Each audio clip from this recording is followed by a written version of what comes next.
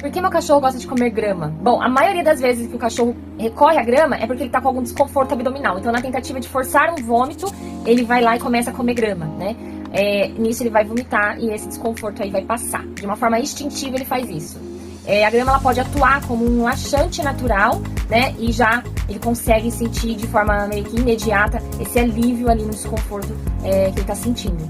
Também pode ser o cachorro que está sentindo falta de nutrientes na alimentação, então ele meio que recorre à grama para suprir esse nutriente. Então é bom também dar uma olhada no que esse cachorro come, qual que é a dieta dele, tá? Mas a maioria das vezes é porque ele está com algum desconforto abdominal, então ele recorre à grama para sentir um alívio ali após o vômito.